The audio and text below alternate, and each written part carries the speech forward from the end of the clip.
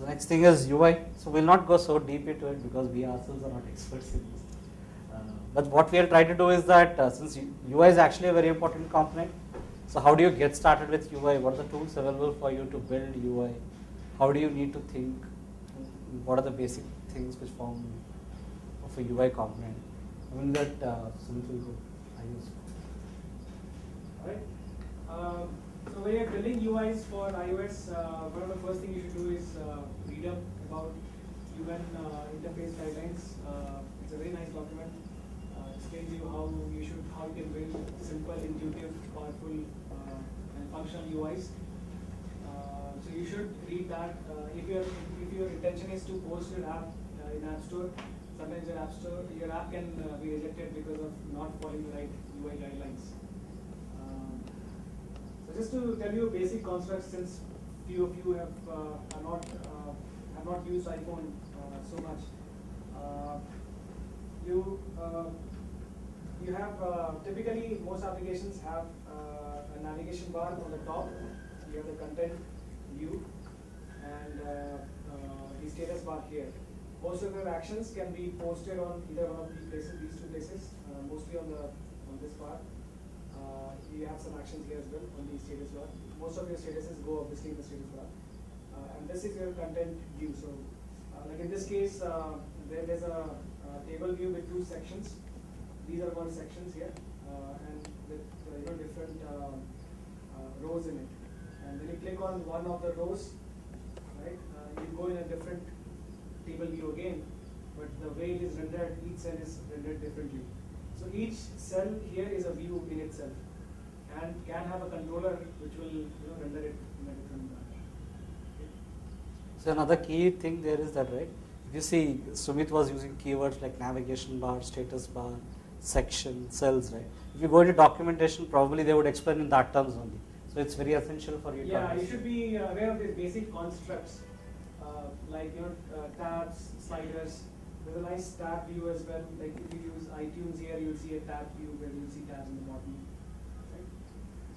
So you play around with various popular apps, and you will get an idea of how you should build a functional app here.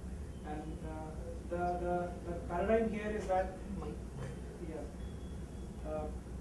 the paradigm here is that you should not put in too much of content, right? And the content that you put in should be of similar type, right? And you kind of present that in stage fashion. Start with less and provide more relevant content first, and then if you need more details, you can drill down further. Unlike in some other form factors like your desktop or even tablet, it's slightly different. The paradigm is slightly different. Right? So you should look at the form factor and then see how your UI should be to make it most useful and usable. Okay, that's about UI composition. Building UIs code. When you are building UIs, you have two options. There's something called Interface Builder tool. It's a tool that gets installed. We'll talk about dev tools. So it's one of those tools using which you can visually design your UI. This is very common. A lot of other IDEs have it. Visual Studio, for example, in Microsoft has that. So it's a visual builder where you can kind of drag and drop controls and have connections or put behavior to those controls as well, using like linking those connections to your code. That's one option. Now the second option is you can build the whole UI in the code itself. Like you can build buttons, cells, everything in the code itself. Right? So if you have a very simplistic UI, maybe just doing that in the code makes sense. If you have maybe more complicated controls, even if you have to add and delete dynamic things a lot in a UI, right? Maybe it is good to do it in code. But if it's pretty much a static UI where you are populating content, you just design the interface and interface builder. Yeah.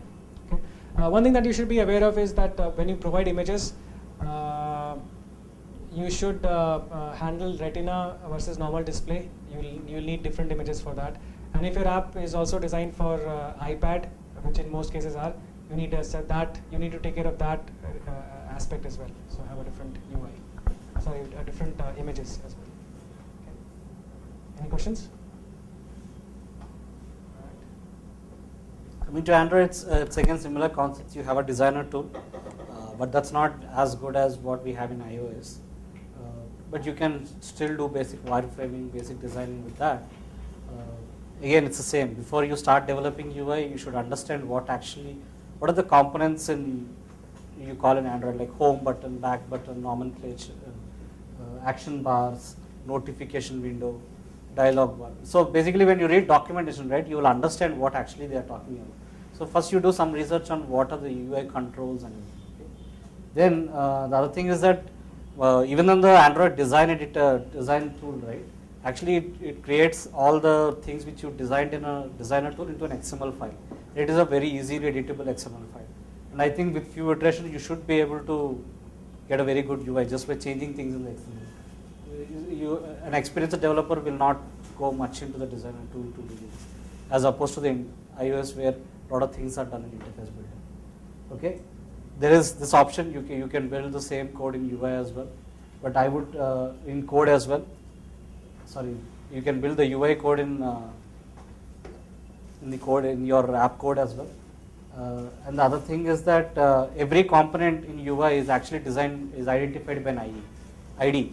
So in your code you can reference each component with that ID, and you can do things on like let's say if you put a button on an interface on your UI, okay, that button has an ID. In your code, if you want to do something with button like disabling, enabling, you just query that button ID, you get the button object, then you do operations on it.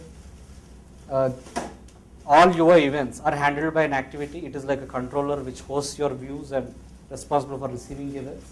The other thing you need to take care of in UI is multiple screen size handling.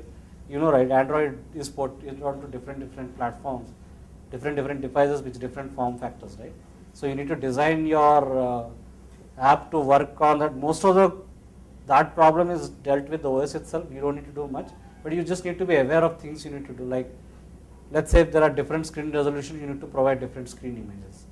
If it's a high resolution display or a big tablet, we may be providing a bigger pixel width images.